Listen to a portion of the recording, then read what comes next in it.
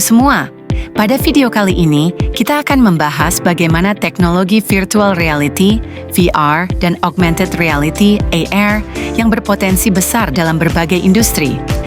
Nah, sebelum masuk ke poin utama, perlu kita ketahui mengenai apa perbedaan utama antara virtual reality, VR, dan augmented reality, AR. Virtual reality menciptakan lingkungan digital yang sepenuhnya baru dan membenamkan pengguna di dalamnya, sedangkan augmented reality melapisi elemen digital ke dunia nyata, memungkinkan pengguna tetap terhubung dengan lingkungan fisik mereka.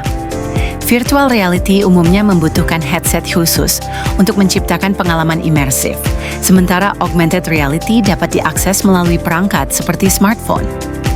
Teknologi ini tidak hanya dipakai untuk hiburan, tapi juga untuk pendidikan, kesehatan, arsitektur, hingga manufaktur. Yuk kita jelajahi satu persatu. Pertama, edukasi dan pelatihan. Dalam bidang pendidikan, VR dapat digunakan untuk simulasi pelatihan, contohnya di kedokteran. Mahasiswa bisa berlatih prosedur bedah secara virtual tanpa risiko pada pasien nyata. Selain itu, AR dapat digunakan di ruang kelas untuk memvisualisasikan anatomi tubuh manusia secara interaktif. Intinya, VR dan AR dapat membuat proses belajar lebih interaktif, aman, dan menyenangkan. 2. Perawatan kesehatan. Di bidang kesehatan, VR banyak digunakan untuk terapi rehabilitasi. Misalnya, pasien stroke bisa berlatih gerakan tangan dengan simulasi virtual yang mirip dunia nyata. Selain itu, mahasiswa kedokteran juga bisa menggunakan simulasi medis VR untuk belajar diagnosis atau operasi dengan lebih realistis, tapi tetap aman.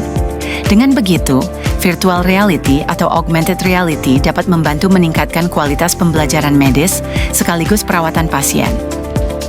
3. Hiburan dan game. Industri hiburan juga mendapat dampak besar. Game berbasis virtual reality menawarkan pengalaman yang sangat mendalam, seolah-olah pemain benar-benar berada di dalam dunia game.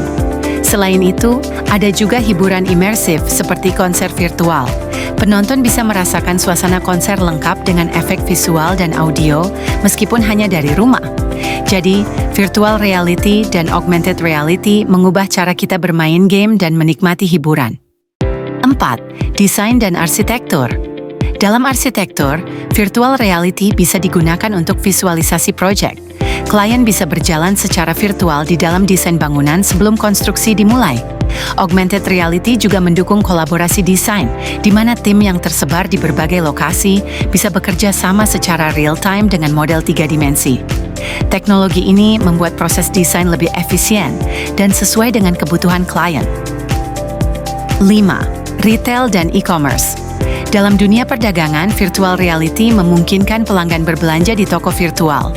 Mereka bisa menjelajahi toko, melihat produk dalam 3D, lalu melakukan pembelian tanpa harus keluar rumah. Sementara augmented reality membantu pelanggan memvisualisasikan produk, misalnya melihat bagaimana sebuah furnitur akan terlihat di ruang tamu mereka sebelum membeli. Hasilnya, pengalaman belanja jadi lebih interaktif dan meminimalisir ketidakpuasan pelanggan. 6. Rekayasa dan manufaktur. Di industri manufaktur, virtual reality dapat digunakan dalam desain produk dan prototyping. Desainer bisa menguji coba produk di lingkungan virtual sebelum masuk ke produksi nyata. Sementara augmented reality dapat bermanfaat untuk pemeliharaan peralatan. Teknisi dapat melihat panduan langkah demi langkah langsung pada mesin yang sedang diperbaiki. Dengan ini, proses produksi dan perawatan jadi lebih cepat, akurat, dan efisien.